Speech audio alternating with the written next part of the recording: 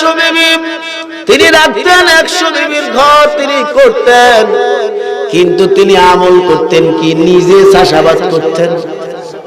নিজে চাষাবাদ কইরা নিজে যা ভক্ষণ করবেন, বিবিদেরকে যা দেওয়া দরকার সবগুলা 100 বিবিকে দেওয়ার পরে নিজের পাক নিজে করতেন, নিজেরটা নিজে কইরা নিজে খাইতেন। সুবহানাল্লাহ। আমি আমার বিশ্বা হুজুর কেবলা বাবা শাহ আজিজ নন্দনপুরীকে দেখেছি, যখন ওনার সাথে কোনো সফরে যাইতাম নিজে পাক কইরা নিজে খাইতেন, নিজে সহজ যুগি করে যারা খাইতে চাইতো তাদেরকে খাওয়াইতেন।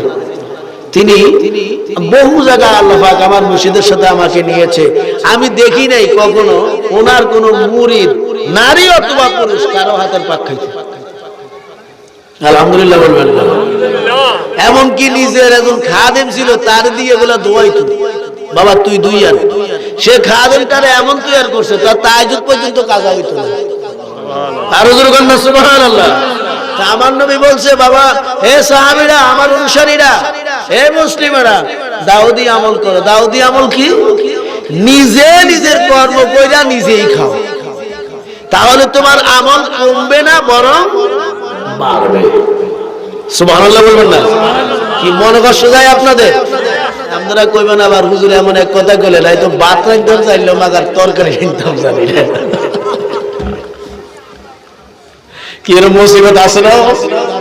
বহুত ভাইয়ের মুসিবত আছে। মা বোনেরা শুনি কইব, হুজুর কালি আওয়াজ করে কইছি নিজেরটা নিজে করে খাও, তোমারটা তুমি পাও, আমি আর নাই। কি কন্যা আছে না নাই?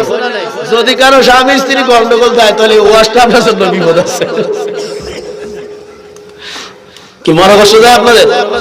আসি আমার মূল কথার দিকে। কামলিওয়ালা নবী সাহাবীদেরকে বললেন, সাহাবীদের মধ্যে একজন সাহাবী কয়, ইয়া রাসূলুল্লাহ, আমি তো পাক করতে জানি, আমারটা আমি কইরা খাবো। আরেকজনে কয়, ইয়া রাসূলুল্লাহ, আমি তো জানি না, তাইলে আমার উপায় কি? সুবহানাল্লাহ।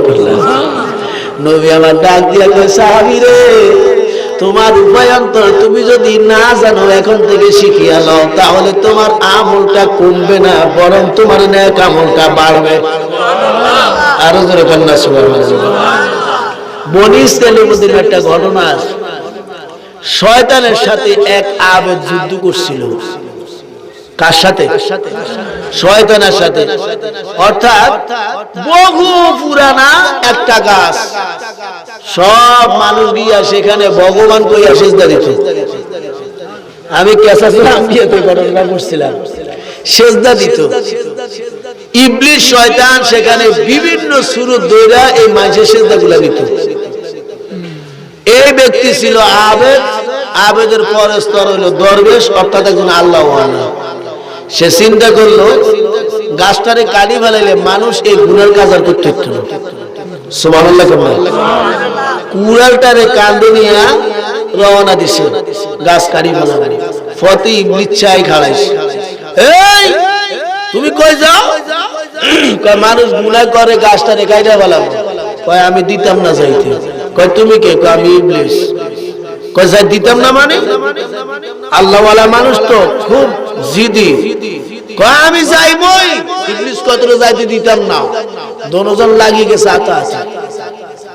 আতাআতি লাগি একটা মোড়ের সাথে ইবলিসের বুকের তলে ফেলাই দিছে ওই দরবেশ সাহেব। সুবহানাল্লাহ। ইবলিসা যখন দেশে খাইছে, এটা যে ওজন আমার তো সহ্য করা সম্ভব না। কয় আপনার কাছে আমি ক্ষমা চাই, আমার মাফ করে দেন, আপনি যাইয়েন না, আপনি যা চান আমি তা দিব। বলে না, এই কথা শুনতে রাজি না। কয় তাহলে আজকের জন্য মাফ করে দেন, আপনি কাল গিয়ে দরকার হলে এই গাছ কাটবেন। তো তিনি পশ্চিম আকাশের দিকে তাকাই দেখতেছে সূর্য অস্ত যাওয়ার প্রায় সময় হয়ে গেছে, মাগরিবের কাছাকাছি।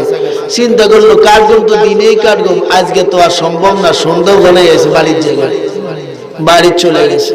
ইবলিসা তার বুকের তল থেকে উড়ি বাড়ি যায়। মানুষের সুরত দইরা বিবির কয়, গো আন্নগো বাড়তি কিছু আছে, আমার তো দেন না, আমি ক্ষুধার্ত খাইয়াম। বিবি কইতেছে আর বাড়িতে কিচ্ছু নাই, ও আমি কোথেন দিয়াম। কয় তাহলে এক কাজ করি, আমি কিছু আনি দেই, এগুলো পাকশাক করি, আমারে খাওয়াইয়েন, আমরাও খাইয়েন। কে কয়? ইবলিস কয়। তো এত বাজার তো যাই, মনে করেন যা দরকার আর কি, সময় টই আলু টালু গরু গোস্ত, মুরগা গোস্ত, ঘাসের গোস্ত যা হাইছে কিনে আনছে। বিবিরে দিছে, বিবি আল্লাহর রহমতে পাকাইছে। ফাঁকানের ঘরে ইবলিস চাওয়ালায় চলে গেছে। ফাঁকাটাকে দরবেশ সাহেব জার্নিং করে আইছে, কষ্ট করে আইছে, অনেকক্ষণ তার লাগা হারাহারি করছে, ক্ষুধা তো লাগতে পারে, কি লাগবে না? কারণ শক্তির দরকার হয়েছে, ইবলিসের সাথে যুদ্ধ করা কি সার্টিফিকেটই কথা নেই, অনেক শক্তির দরকার। বাড়িতে আইসা বিবির কিছু আসেনি, বলে আছে, কি আছে? বলে আজকের খাওয়া অনেক ভালো। কে দিছে? বলে একজন প্রতিকায় খাওয়া চাইছে, আমি দিতে পারি নাই, সে বাজার করে দিয়ে গেছে, আমি ওগুলা পাকাই রাখছি, ও কোন দিকে চলে গেছে, এগুলোর খবর পাই না, তাহলে আমরা খাই কত রাখি দিই। দরবেশ মানুষ তো চিন্তা করছে, আমার মনে হয় আল্লাহ আমার জন্য এটা বাজার করে বানাইছে, হাতে আল্লাহর রহমতে ইবলিস বাজার করে দিছে, এটা খাই আনিছে। নাউজুবিল্লাহ কইতেন না। পরের দিন আবার কুরানটারে কান্দে লইয়া রওনা দিছে, ইবলিস শয়তান পথের মধ্যে আইসা বাধা দিছে। বাধা দেওয়ার পরে কয় না, তোমার কথা মানতাম না। এই দরবেশ সাহেব সামনের দিকে রওনা দিছে, ইবলিস আইজ আবার লাগছে কিলে কিলে। আগের দিন ইবলিস দরবেশ সাহেবের বুকের নিচে, আজকে ইবলিসের বুকের নিচে দরবেশ সাহেব। কয় বেলা খাইছে? কথা বলেন না, কয় বেলা? আমল কি বাড়ছে না কমছে? মাথায় নিয়ে না। ইবলিস যদি নাকি আল্লাহর দুশমন হয়, নবীর দুশমন হয়, তার ক্ষমতা সে বাস্তবায়ন করছে নারীরে দিয়া, কিন্তু দরবেশের সামনে সে এই পাওয়ার খাটাইতে পারে নাই। বুঝবেন কথাটা? তদ্রূপ এই জন্য আমার নবী বলেছেন, এই উম্মত তোমরা তোমাদের দাউদি আমল করো, নিজে পাক করে যদি নিজে খাও, তাহলে তোমার আমলটারে কোনো ব্যক্তি ধোঁকা দিয়েও কমাইতে পারবে? বলে আসি আমার মূল কথার দিকে ভাই। আল্লাহ বলছেন, ওয়াকিমনাস সালাহ, তোমরা নামাজ প্রতিষ্ঠা করো। আপনার বিবি যদি হয় নামাজি, আপনি গাঞ্জুটি, নেশাখোর, মদখোর, অসভ্য, কুল্লে হারামি যা কথা বলবেন, আপনার বিবি তার মেধা দিয়া, তার ভালোবাসা দিয়া, আপনি একটা অপরিচিত মানুষের সংসার কইরা আপনার ফকরের টাকা খেয়ে খাইতে জানে কি? জানে কিনা? বলেন না, জানে কিনা? আমার আল্লাহ ডাক দিয়া কয়, রে মা বোনেরা, ও আমার বান্দিরা শুনিয়া লও, হে আমার বান্দিরা শুনিয়া লও, যেই ভালোবাসা দিয়া আরেকটা ছেলের পকেটের অর্থ তুমি বক্ষণ করতে জানো, ওই ভালোবাসাটা দিয়া তুমি তোমার স্বামীরে আল্লাহর দিকে নামাজ পড়ার জন্য তাকিদ দাও। আরো জোরে বলুন সুবহানাল্লাহ।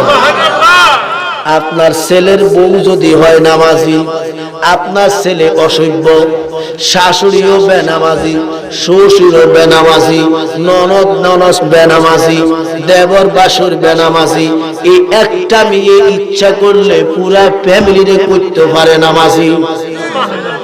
পারে কি পারে না? বলেন না, পারে কি পারে না? আমরা পুরুষ সংসারে নামাজি তৈরি করা কঠিন, কিন্তু সমাজে পুরুষকে নামাজি বানান আমাদের জন্য সহজ, ঠিক কিনা? এই জন্য আল্লাহ বলছেন, ইন্নামা ইয়ামুরু মাসাজিদাল্লাহ মান আমানা বিল্লাহ ওয়া আকামাস সালাহ। হে আমার বান্দারা শুনিয়া লও, তোমরা তারাই মসজিদ বানাবে যারা আল্লাহরে ভয় করছো, ভয় কইরা নামাজ পড়ছো। এখন 4-5 জন 8-10 জন হয়ে গেছে, সবাই মিলে জামাত করার জন্য তোমরা মসজিদ বানাও। সুবহানাল্লাহ না? এই জন্য মসজিদের মধ্যে পুরুষের নামাজ পড়ার বিধান একরকম, নারীদের হলো এখতিয়ার। যদি পর্দা থাকে তাইলে জায়েজ, পর্দা না থাকলে হারাম। বলেন, পর্দা না থাকলে হারাম। নারীর পিছনে পুরুষ নামাজ পড়া হারাম, পুরুষের পিছনে নারী নামাজ পড়া জায়েজ যদি পর্দা থাকে।